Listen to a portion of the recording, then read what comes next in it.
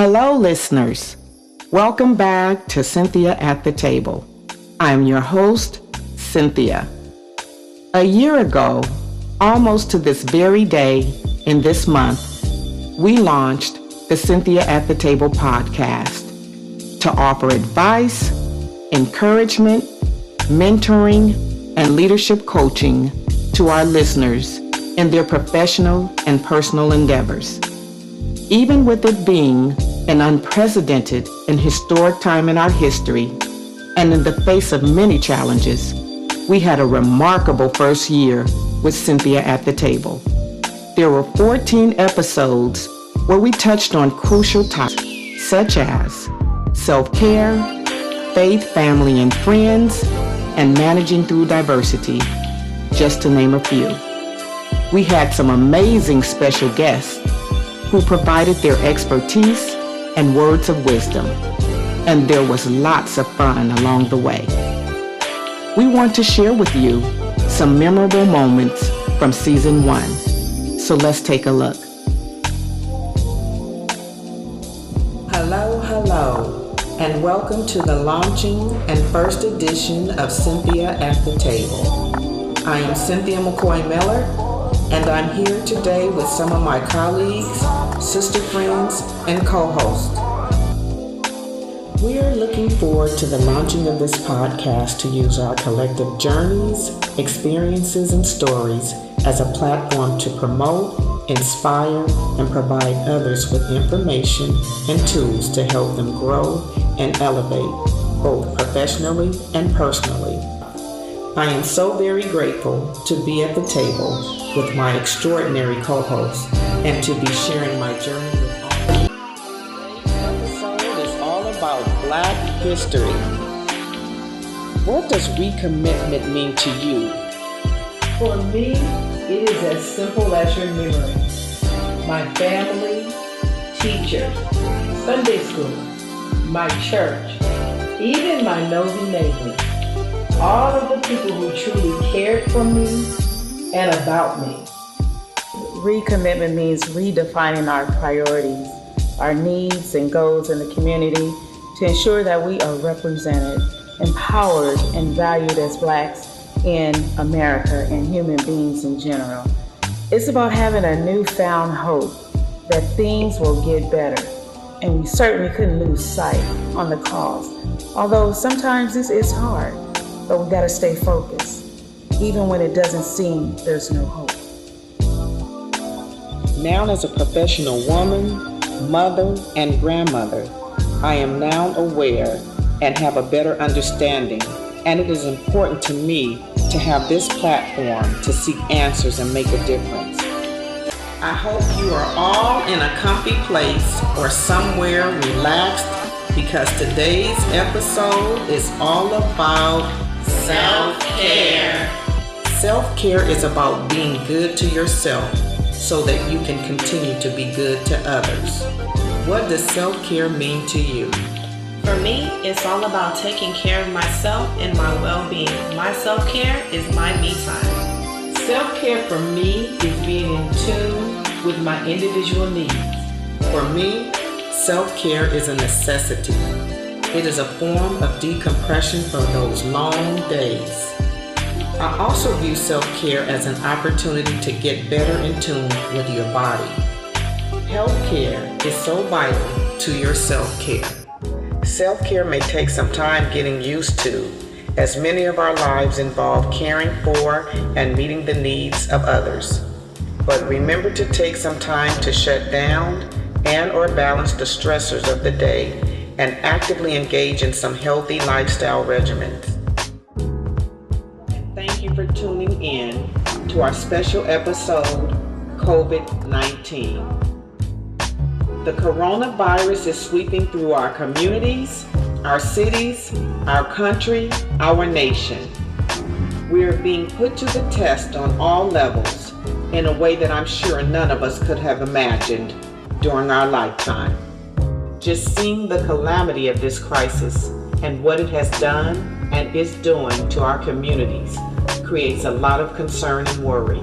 Even with work, we had to, as we say, build the plane while flying it.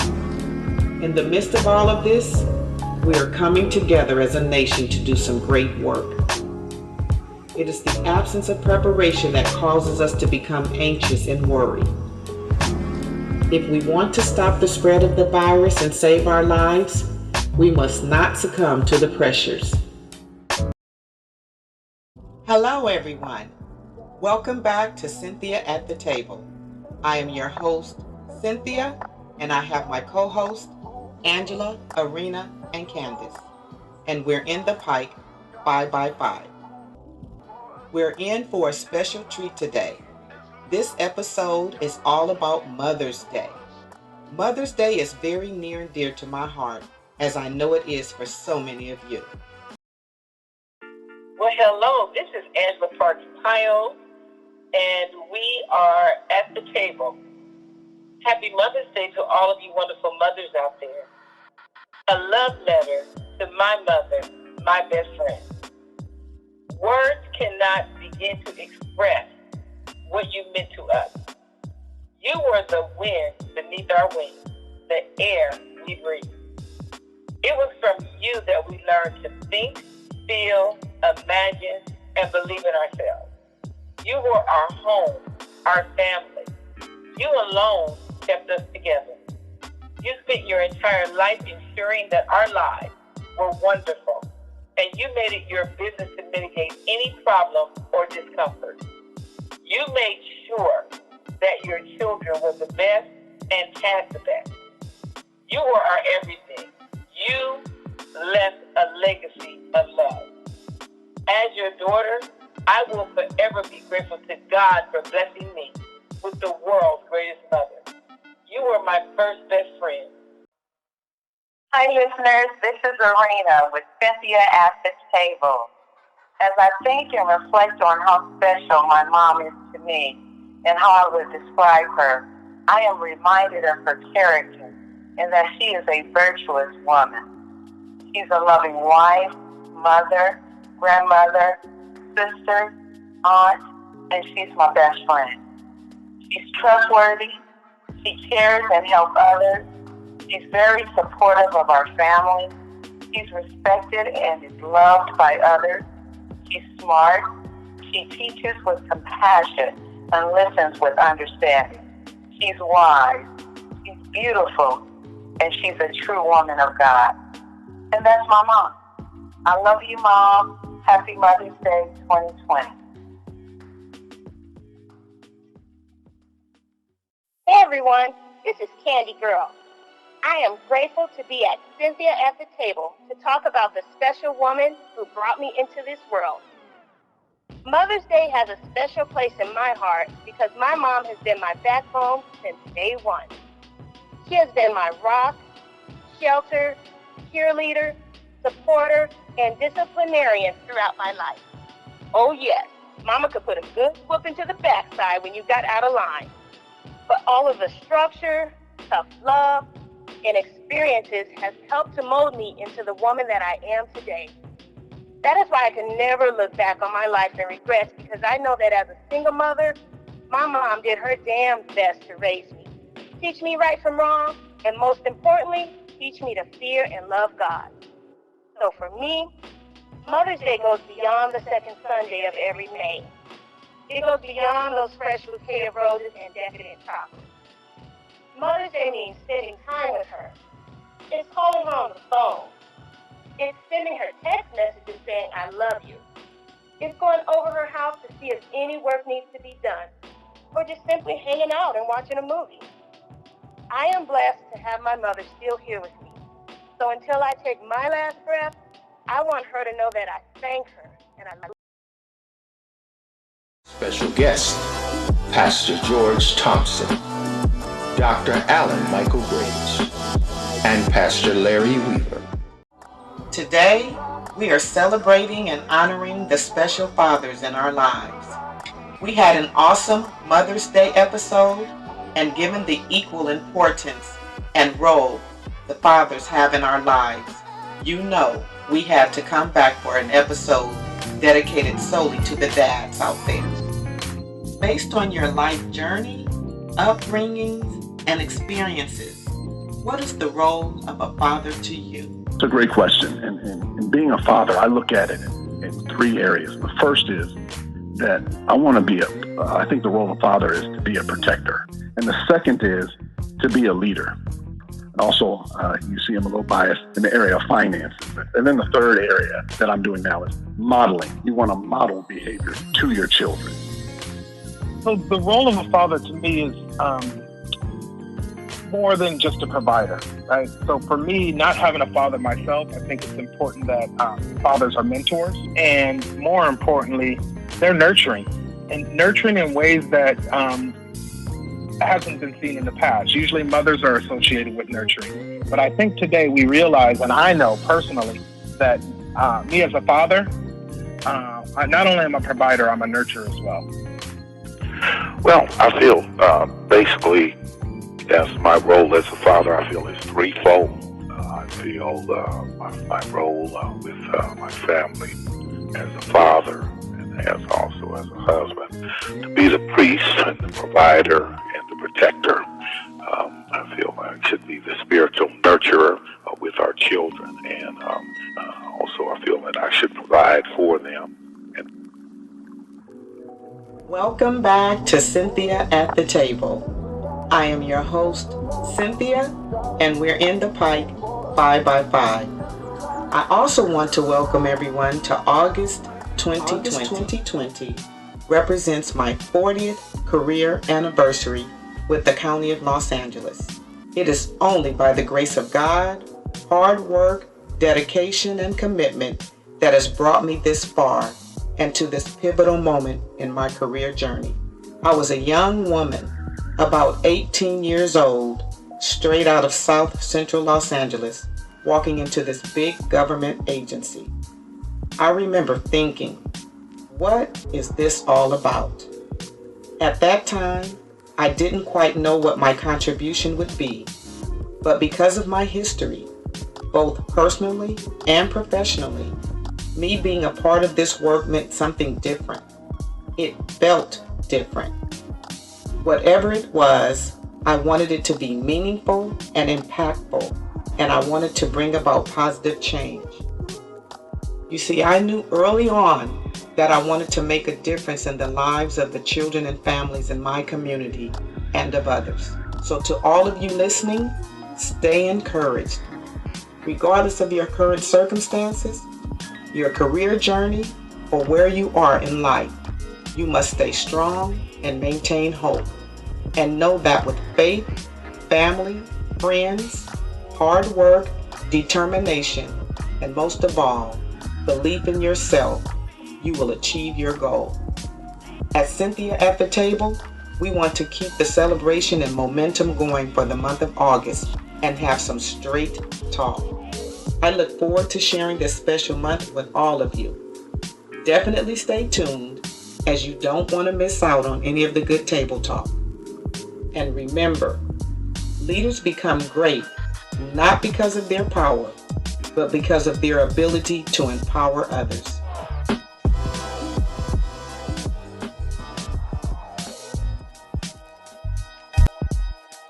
Hello everyone.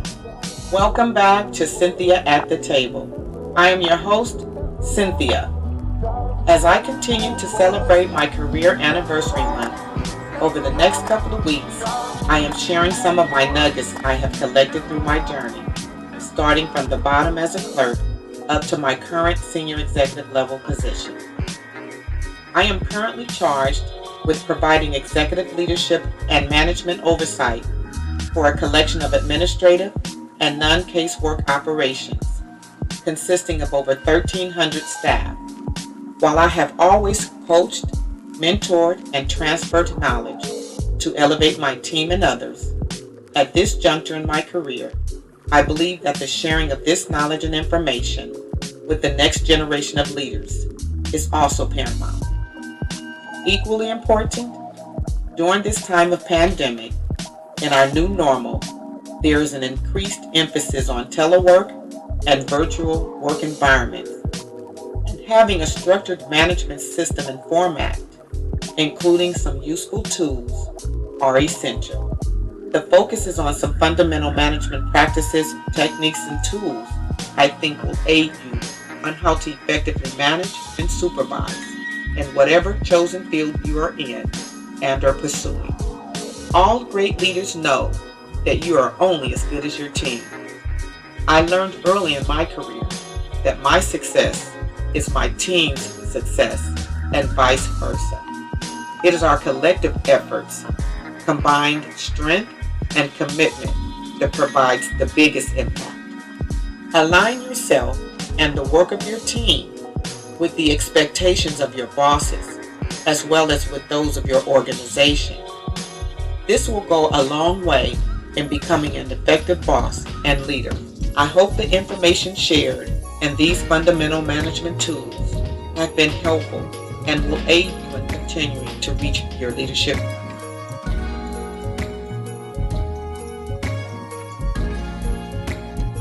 About managing through diversity. Women and women of color, what does the historic appointment of Senator Kamala Harris mean to you? What it says to both of my girls, who are just the delight of my life, that everything that they have known since birth is that everything is possible. Being nominated meant that the ceiling was shattered. I mean, as African American minority women on this panel, I think we have all been in the room where we were the only. Well, you know, it's an amazing moment for us, I think all of us. As we've come up, I think we've had a habit of trying to be prepared and doing all the right things. But they put us in this little prism where you have to look a certain way. You know, you had to fit a certain way. You had to act a certain way.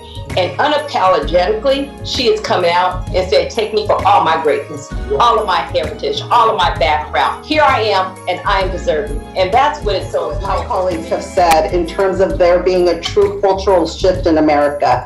I think yesterday with Kamala Harris accepting the Democratic nomination for vice president along with, Joe Biden, I think it shows that in an unprecedented year like 2020, where we have also encountered the COVID-19 pandemic, social justice issues, and so much that's going on with economy, childcare, education, there's just so much going on, but this was a high point. And I think it's a high point because so many of us are able to relate to Kamala Harris. And he asked folks, how are you loving, giving, and praying? He also asked, are you lifting up others in their time of need? So with that, let's get to some table talk with our current panelists. To kick things off, let's talk about how faith, family, and friends have helped you get through these times. The things we have to do right now, as we're talking about our faith, our family, and our friends, if they're important to us, then we just have to have, and we want to do certain things. Like you brought up certain things. This COVID-19 thing is that I've been telling people, and this is as a pastor, and then also, as you know, I'm a financial pastor of stewardship. So I help people manage their time, their talent, and their treasure. So in that, the number one. I respond, Cynthia. First, let me just start off by saying I am so grateful and honored to be here today with you, Cynthia McCoy Miller, and our special guest, Pastor Thompson. Truly, this is just an honor. And I know, Cynthia, that because of the God in you, that you have established a platform where our community, our listeners can be heard and connected to hear the truth. Let's tell you, happy anniversary, 40 years. That shows a dedication, and that also shows discipline. One of the things that I tell my kids is I tell them there's rules to being successful in life. And one of them is to put God first. And then after that, the second thing that I tell them is to be on time, to finish what you start, to do what you say you're going to do, and say please and thank you. And when you work somewhere and you dedicate your life to something for over 40 years, that means one, you're showing up. Two is you're dedicated.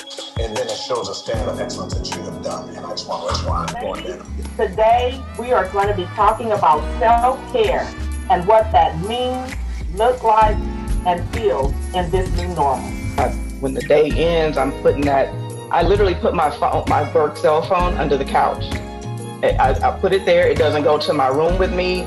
it does, like, it's over. It's a wrap. And the folks at work know, I have the bat phone, which is my personal phone. So if it's that serious, you can call the bat phone. But otherwise, it can wait till the morning. Self-care, book-wise, it's really looking at yourself and loving yourself more than others in all areas, in all facets, whether it's financial, spiritual, physical, relational, mental, emotional. And so you have all of these different things converging at one time. And theoretically, it seems like we all know what to do. Self-care is just really loving yourself in a 360 approach and just doing what you can. Have you both at the table to share and celebrate in Hispanic Heritage Month. Thank you so much. So let's get to it. I'll start with you, Penny. What does Hispanic Heritage Month mean to you, and how do you celebrate? Well, the American lifestyle. So for that, I'm very proud to be a part of that. And I think Hispanic Heritage Month is celebrating all of those contributions and the movement and just where we've grown. So I celebrated by remembering how we got here, remembering where we started, and remembering that I'm an American citizen, and I'm very proud. I have to say that food. Yes. I don't know what it is. Hispanics cannot celebrate anything without food. So food is a big deal. You know, there's the traditional sweetbreads and foods, which we all love. And before you go to Chris, I just had to say something, you know, back in the day, mariachis, they were always part of it, you know, always part of it. Well, it's a celebration of where we come. It's celebrating the people that have come before us, our roots, our ancestors, all the customs that we have gotten familiar with here. You know, being born and raised in the United States, you're very American, but yet I was born in East LA and raised there, so you're still very in touch with a lot of your cultural traditions from Mexico. So getting to know what starts, you know, Mexican Hispanic Heritage Month starts with basically the celebration of the Mexican Independence Day, which is September 15th to 16th.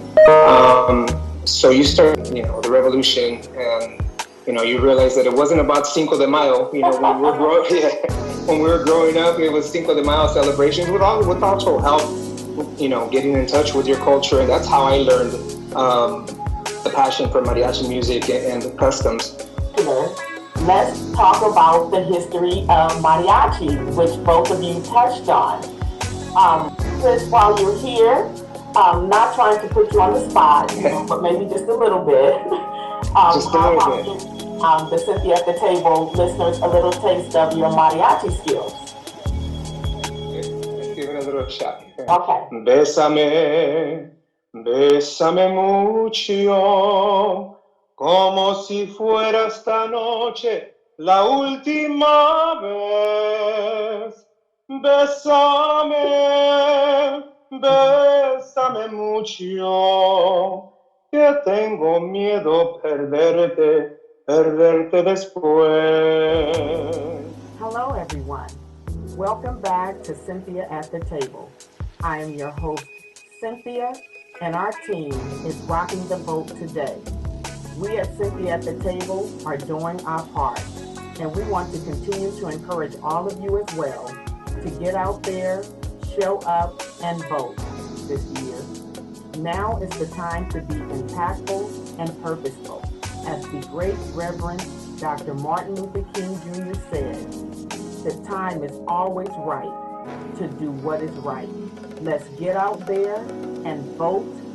Before we close out 2020, I wanted to send this special end-of-year message to all of our Cynthia at the Table listeners and followers. 2020 has been characterized as a year of revelations, trials and tribulations, reflections, and many great sacrifices. I hope that each of you take a moment of time to reflect on what 2020 has meant to you. Look back on your actions and your words and reflect on those things that you would want to break from, change, or do more of. As you reflect on the footprints you are leaving behind in 2020, also look ahead in 2021 to the new steps you will create so that you can be the best you in the new year. It is my wish, no matter your faith, that you remain hopeful and encouraged and believe that there are better days ahead. Well, that's our time for this episode. May this message be a blessing to you or a catalyst to something greater that you aspire. All right, listeners, that wraps up our look back on our 2020 Season 1 episodes. We hope you enjoyed the highlights. You can find the full-length episodes on Stitcher, Spotify, YouTube, and other social media platforms. Again, we want to thank all of our special guests, listeners, and followers for your ongoing support. We have a lot planned and are extremely excited and looking forward to returning with an incredible Season 2 in 2021. Be sure to join us at the table for our Season 2 first year anniversary episode on Black History Month. You don't want to miss it. And don't forget to follow and link up with us on our Cynthia at the Table Facebook page and website to keep up with our latest events and activities. Until next time, continue to be safe, stay well, and stay connected.